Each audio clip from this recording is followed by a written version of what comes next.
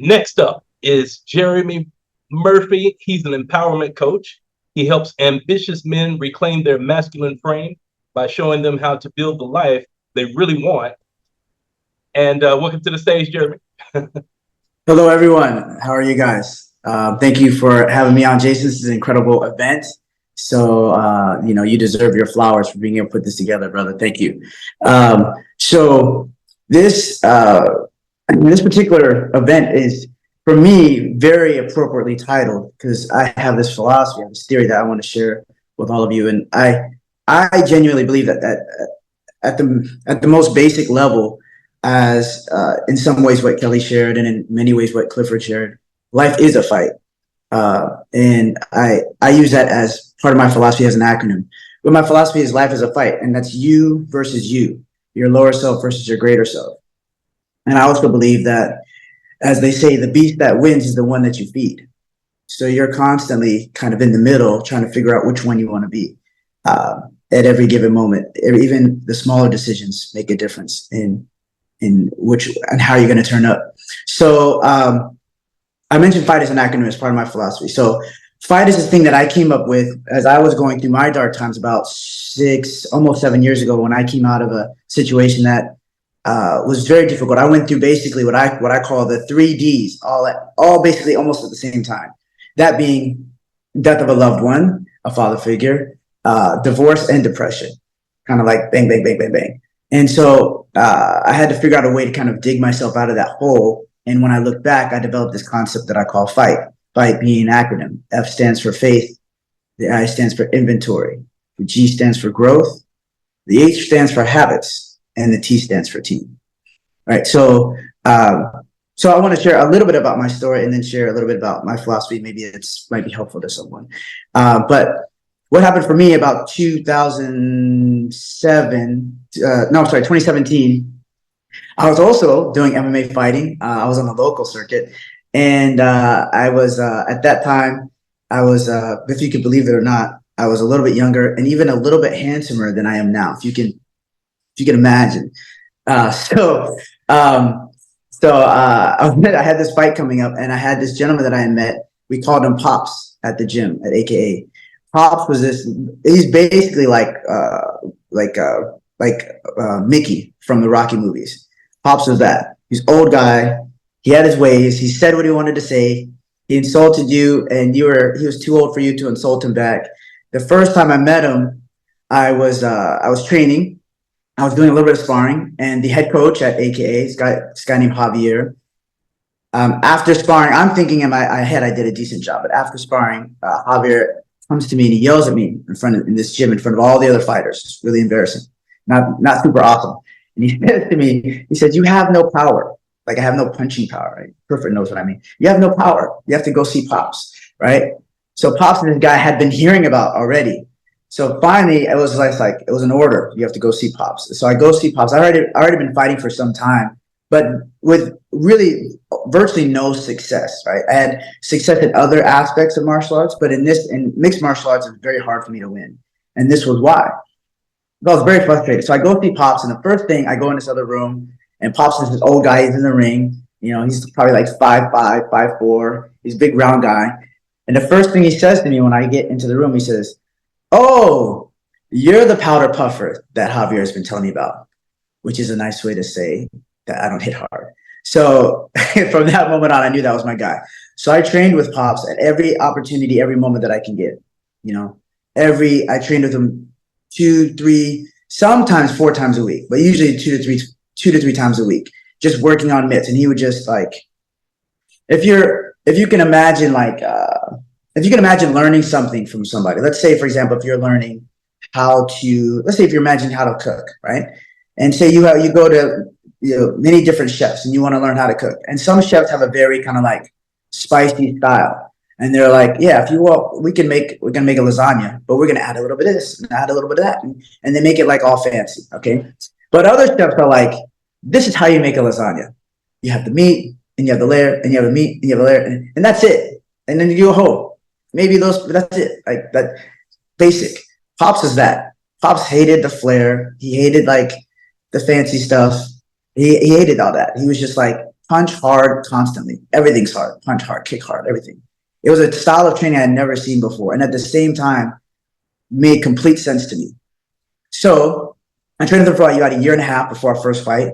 And our first fight, my first fight under Pops, mind you, I had been having a hard time winning.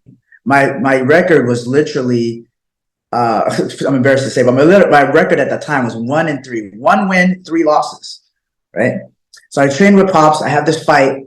We knocked this kid out in 17 seconds.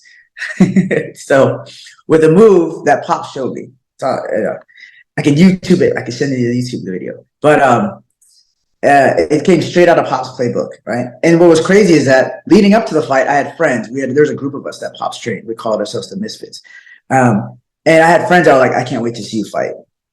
And I was like, I mean, yeah, I'm pumped too, but it was almost like they were more excited for me. Like they knew what was going to happen before I knew what was going to happen.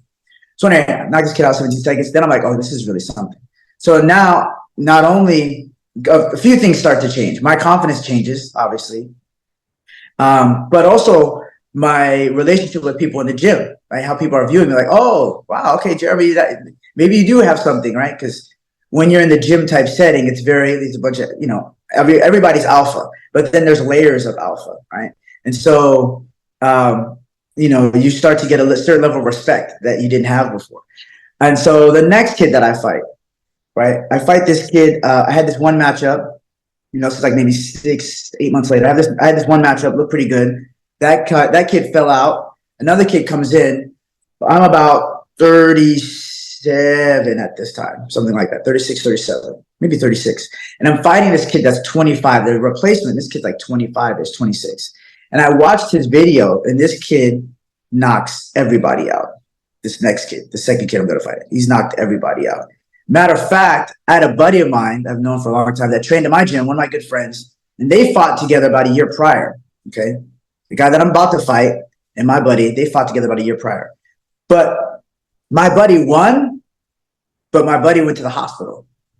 The opponent lost, he went home. That's how dangerous he had broken occipital lobe, my buddy. So that's how dangerous this guy was. So I was like, ooh, I don't know about this. But I asked Pops, I asked my fight team, and Pops is like, oh yeah, no, you got this guy. Pops is like almost delusional optimistic. Pops is the kind of guy where if you trained under Pops, he believed that you could beat anybody. Like if you train, he would say, if you fight the way I train you, nobody will beat you. That's what he would say, right? So we looked at the guy like, okay, we think we got this. So I go and I fight this guy. Mind you, his record is like 6-3, 6 wins, 3 losses. My record is now 2-3, 2 wins, 3 losses. So I'm older. I have a lower record. And I have 1 knockout to his like 5, right? So on paper, this doesn't even make sense. Like I just wound up, right? And so I end up beating that guy. I didn't knock him out, but I ended up beating him on unanimous decision, right? My friends basically said it was like he was shadow boxing. I hit him, he couldn't hit me, right? So I had the best, in my mind, I had the best performance ever. I knew this guy was dangerous. I had a game plan. We had a game plan. We went and we executed perfectly. So in my mind, I'm like, this was amazing. I get out of the cage, I get my head raised, get out of the cage. And I have buddies and my fight team, people that I really look up to. And they're like, man, that was an amazing fight. That was the best fight I've ever seen you fight. Like people that I had looked up to for years that are telling me that was an amazing fight. Like you did really well. I was so surprised. And I go to Pops and I'm expecting Pops to say, oh, yeah. And Pops said, he said, you did okay, but you should have knocked him out. And then he walks away. So he was, I wouldn't even say he was impressed. He was actually unimpressed. He was happy that I won, but he was not impressed by any means. And so I was like, damn, like that? Like, come on. But then I understood there's certain levels, there's standards, there's expectations. So that's part of what comes with him as a person, him as a coach. But there's also part of what came with him as a man that I came to understand later on. There's a standard and expectation. There's essentially of excellence. And anything less than that was, I mean, he wasn't gonna, it just, because it wasn't just his standard of what he expected. It was what he saw in me. So there's a level of that fight where there's a level that I reached, but it wasn't quite what he expected of myself that he's trying to pull out of me, right? So we have the third fight. The third fight was my biggest fight. It was with his organization called Bellator, which is the second largest, at least at the time, it was the second largest mixed martial arts organization in the world, right? So I just had a small contract. But it was the first fight where I was married. I was married at this time.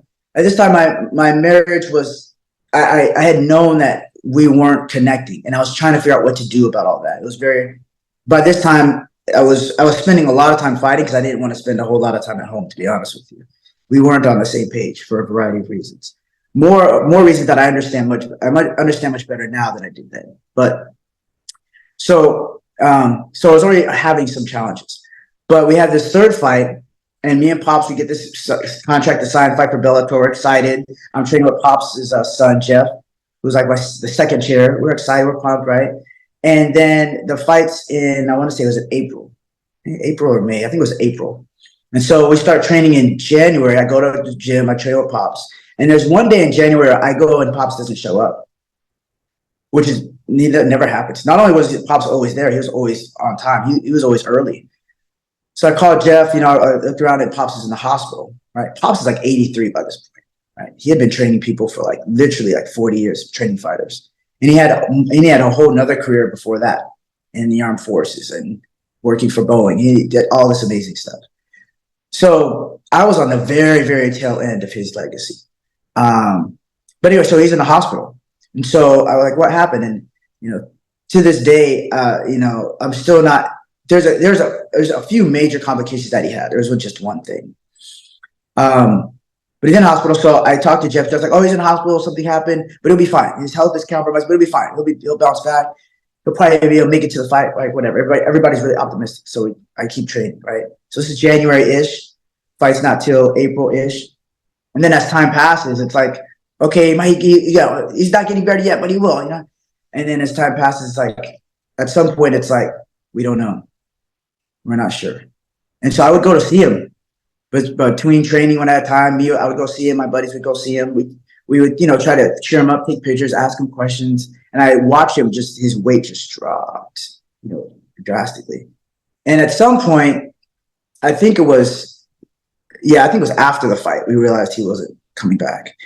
But before the fight, so I have Jeff, I have Pops kind of like his legacy, like behind me. So there's this kid that I fought, and it went to the final round, 3 rounds, 3 5-minute rounds of fighting. I have my friends there, people that had never seen me fight before. I had family there. My ex-wife is there, her family, people had never seen me fight before. They're watching this fight. And we're at the tail end of the show, right? So this kid, we were going back and forth. He's kind of edging me out. He's getting the better of me. There's no blood. There's no nobody's getting destroyed, but he's just edging me out, getting points here and there. And I have a friend, one of my buddies, that said that he went to the fight. He brought a friend. And one of my good buddies, he said the friend that he brought, they're watching me fight. And his friend was like, I don't know if your buddy's going to make it, as he's watching the fight go on. First round, the kid I'm fighting is doing really well. He's like really incredible, right? And I'm like, wow, this kid's really incredible. He seems to know all my moves. That's another story. Second round, the kid slows down. Mind you, this kid's also like 10 years younger than me, right? I'm just saying. Kid slows down. I'm starting to see some of the holes in his game, right? Now, my buddy that brought his friend, he's basically hating on me. He's like, I don't know if your friend's going to make it. I don't know. Gets to the last round, and my buddy, Julio, he brought his friend. His friend's like, I don't think your guy's going to make it. I don't think he's going to win. Last minute of the last round, my Julio, he told me this story. His buddy says, yeah, I'm sorry, your buddy didn't make it. Didn't win. Hey, I'm sorry, right? And my buddy Julio the whole time, no, he's going to make it. He's going to win. He's going to win. He's going to win. Don't worry. And the last minute of the last round, I catch this kid with a left cross, right? A right kick, a right jab. And the kid just melts you may not enjoy this if you're not a fighting person, but maybe, maybe you do enjoy this. But the kid just there's no other feeling than just like hitting somebody that just melt like snow, okay? Like snow on a hot day. It just melted to the ground. And then I finish him, and then the ref pulls me off, and then I just run around the cage like a crazy person, right? And so that was a huge highlight of my life, right? My friend Julio's like, I told you he's gonna win, right? So there's all these stories within the story. There's the backstories, right? When it comes to anything really, but fighting especially, there's all these stories within the story. But anyways, so that's one of them. So I went to go see Pops. Pops in the hospital, he lost weight. By this time, we know he's not coming back. A few months later, I want to say 2 months later, Pops is gone. So I go to his wake and to his funeral, and I meet all these people, grown people. Blew my mind. Blew my mind. All these people, heartbroken. Like grown men, 40, 50, that trained with him. Some fought with him. Some just trained with him a few times in the gym, heartbroken that he's gone. And this is in the United States. He has a whole nother life in Hawaii. They had to do a whole nother service in Hawaii where they were from before, because he had people over there that wanted to pay their respects. And coming out of all that, I had a similar thing that you mentioned, Kelly, a lot of anger, a lot of disappointment, feelings of abandonment, all that, a lot to process. And not shortly after that, I asked my wife for a divorce. Let me back up. I went into a depression. Not shortly after that, I asked my wife for a divorce because I recognized that we had gone to a place where we couldn't reconnect. We went to counseling for a year and a half. It wasn't working. So I thought it was best that we go our separate ways. So death of pops, depression, divorce, deeper depression. There are people that I thought I had, at that time, I thought I had a pretty good friend group. I thought I had a pretty good, and I didn't expect anything from them. I walked away from the house and everything at that time. I left her everything. I just took some books, my clothes, and a car. And I thought I'd have people that would just talk to me. And instead, I had people that wanted to take sides, that took her side. That's also a whole other story. So all this abandoned. So now it's like pops left me. But now it's like, oh, I got a divorce. This person left. This person left. This person left. Like, why is everybody leaving me? Like I've never done anything to anybody. Like, I'm the nicest guy. Maybe that's part of the problem. But it's all this loss and loss and loss, like taking L's. And sometimes you get to, one of the things that I find interesting about life is that we're in a place, I think, we're in this moment in time where there's a lot of suffering. There's like a lot of, and I'm not even talking about like overseas, or I'm saying there's a lot of personal suffering. And from many people, whatever demographic, whatever age group, right? But let's just say 25 to 45, there's a lot of suffering. And I believe, or even 35 to 45, a lot of suffering. When you get to 40s, you get to an age where you start to lose people, right? You start to take L's. You lose people, your relationships drift away, maybe you get a divorce, friends pass away. But the thing is, nobody prepares you for it. Nobody told you. And I think, I don't want to call it blame necessarily, but somebody should have. We all should have had people that have been like, look, now you're at the age where these things happened, right? And so as I look at that, as I look at what I've been through, and I listen to other people's story, and I hear a lot of the same stories, right? Same stories. And I hear a lot of the same issue behind the stories: lack of support, lack of knowledge, lack of information, lack of. Why is there so much lack? Like, why didn't my father teach me how to show up as a man so I could have had a better chance of keeping my marriage together? There are things that she did, but there are things that I did as well, right? Not like bad stuff. We were mean to each other. There's just the lack of polarity. There's the lack of masculine, feminine energy. Not necessarily roles, just the energy that was off. And so why didn't anybody teach me that? Why didn't anybody ever tell her that? Where is all this wisdom that's supposed to be passed down? And why is it not being passed down? And why do we have to suffer as a result of not being passed down? Now, the good news is, so we take some courses, we have these kinds of conversations, we have an expo, we learn. So now we can continue, now we can kind of reestablish the heritage, the custom of passing these things down. But in the meantime, we have to figure it out. So that's the hard part. That's the part that feels kind of unfair. But one of the beautiful things is, as we figure it out, we get clues. And Pops is a huge clue for me. Pops is a father figure to me. And so what I share with people now, particularly men, because I think men lack this kind of information at this point, even more so than women. And it affects men in a variety of ways. I don't think that our society is quite, though it's getting there, but I don't think our society is quite caught up to how much pain men experience when it comes to a death or divorce, because we don't talk about it.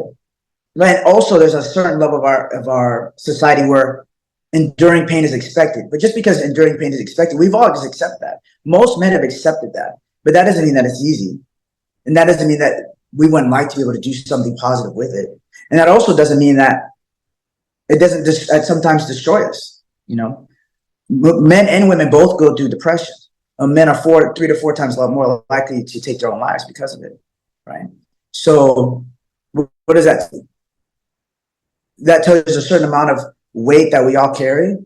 But a man will say, you know what? Everything's good because I've been there. Everything's good. My boys are good. I'm not necessary anymore. I don't need to be here. And people say, well, wait, we need you. But they'll say that after the fact. Did you tell him that he was needed before? Did you tell him he was appreciated? Did you tell him he was loved, right? We all need to hear it. But I'm saying if men are 3 to 4 times more likely to take their own lives, then maybe they need to hear it more right now, right? So Pops is a clue. And so what I share with men now, everybody, but men in particular, is that you need to curate your support team. You need to have 5 people that you can go to for virtually any time for virtually any time for virtually anything. The first one is the ride or die. So anybody I've shared this with, they've seen the found value of it. So the first one is the ride or die. Ride or die is like your peer. Ride or die is like a person that will run with you into a burning building, provided you're running into it for a good reason. You need to save your kids in a burning building, they'll go with you. Yeah, I get the younger one, you grab the older one, whatever. But if you're going into a burning building to save your Jordans, they're like, no, we're not doing that. They'll save you from yourself as well. They'll jump in there with you as long as there is a valid reason, but they'll save you from yourself as well. So the ride or die is the first one that you need. It's like a peer of yours. The second one is a big brother, somebody or big sister, somebody that's a little bit ahead of you in life, a few years ahead of you, and they can tell you what's coming up or next around the corner in your life. Somebody that can say, hey, if you're going to get married, you need to be able to do this and this. If you want to have kids, you need to be aware of this and this, right? If you want to buy a house, right? The next one is the coach, life coach, relationship coach, therapist, transformation coach, spiritual coach, business coach, career coach, any of that. Somebody that is your strategist, somebody that can help you. It could be a specific point in time for a specific thing, right? It could be a hardship, or it can be, hey, I'm about the highest level that I can be here, and now I'm ready to go here, but I'm not sure how to create that bridge. Can you help me? Right? So we all need a coach, in my opinion. Next, we all need a mentor. Kelly mentioned mentor, right? We all need somebody that can see our lives from 300 feet looking down and say, a mentor represents success. So you look at them and they don't look down on you in the negative way, but they can say, oh, okay, so if you wanted to have a similar life, a similar outcome to what I've had, 20 years, 25 years from now, 30 years from now, these are the things that you need to set in place, right, today. Also, these are the potholes that you need to avoid. Right? These are the places that you need to make sure you don't go. These are the kind of people you need to make sure you don't talk to. All right. These are the foods you don't want to eat. Whatever the case, right? They can let you know, oh, I can get there, and they're gonna help me fast track, and they're gonna give me all that the cheat codes, right? So you can be successful. And the last one is a father figure or the mother figure. And the father figure, I've realized, mother figure is actually kind of an amalgamation of all of them. Like a father figure can be a coach. A father figure can be a ride or die. A father figure can be a mentor. A father figure can be like a big brother. Mother figure, same thing. Could be like there might be times where ladies, they felt like their mother was their sister at times, right? Maybe you ladies, get nails done or something like that. I've seen that would happen with me. But also what that person does, they teach you what I mentioned before, the secrets, about a father figure will teach you about manhood. Right. He'll give you, and Pops showed me. Pops he didn't say very much, but he showed me. And his method, he was like, he would say, if you train with me, you train with me. But if you train with anybody else, you leave, you're done. Right. So Pops is he's like, he wanted you to be faithful. And martial arts, if you can imagine that. But he wanted you to be faithful. But as I thought about that, at first I thought that's kind of weird, but then I thought, oh, that's loyalty. That's consistency. That's him saying, I don't want you to be deluded with anybody else's thoughts, ideas, principles. You're with me, right? I decided to bring you on to my camp. So this is what we're doing. And I don't need you to, be distracted, right? There's a path there, right? That's one of many things that he demonstrated to me, right? That's helpful for being a man. This is my path. This is my way. This is how I do things, right? And anybody wants to ride with me, you can ride with me, but this is how it's done. Now I can have some room for growth and change, but this is what I'm about. If you want to ride with me, great. If you don't, that's fine too. But I do this, right? There's a clarity. There's a focus. There's a level of dedication that I believe all men should have. That helps make men not only attractive to the opposite sex, but also makes men feel full and complete in and of themselves. But a woman can teach their ladies about the value of femininity, the power behind being feminine. And again, I'm not talking about roles. I'm not talking about if you want to be something else. I'm not talking about all that, because I don't really involve myself in those conversations. I'm saying if you're a woman and you want to be feminine, find a mother figure that can help you understand those secrets. If you want to be something else, be something else. I don't have a problem with that. But I'm talking about to these specific dynamics, right? And so as I've shared those concepts with gentlemen, the value of having a ride or die, big brother or big sister, coach, mentor, mother figure, father figure, I've watched people go, huh, I could use that. I could, I could use it. I could use it. Yeah. And then, for some people, maybe having a father figure is unrealistic. So maybe you have two mentors, you can mix and match it however you want. But the thing is that, again, to kind of, to find a way, that's my way of trying to correct what wasn't done. Because as much as I was saying earlier, there's secrets that haven't been passed down from my father to me. As much as I recognize that in myself and in other people, I also recognize that my father's childhood, his growth, how he grew up was actually much harder than how I grew up. So the lack of support that I had, he had even less, right? So I have to give him grace for that. He had even less. So the things I wish that he would have told me, but then I have to look at how he grew up, and I was like, man, I barely made it. I'm surprised he made it at all, right? So now he and I, we teach each other. We trade back and forth, right? And he's a great guy. He's been in my life. It's just that my parents got divorced when I was really young, so he lived on the other side of the country when I was growing up most of my life. But building that team is how you kind of figure out a way, is a strategy for building yourself into the person that you want to be, and having a support team that'll keep you accountable, that'll keep you focused, give you great feedback, but also keep you out of nonsense. And they'll tell you when you're messing up. And if you have that, and you have purpose, and you have a certain sense of integrity, you have a North Star, then you have a good shot. You have a good shot.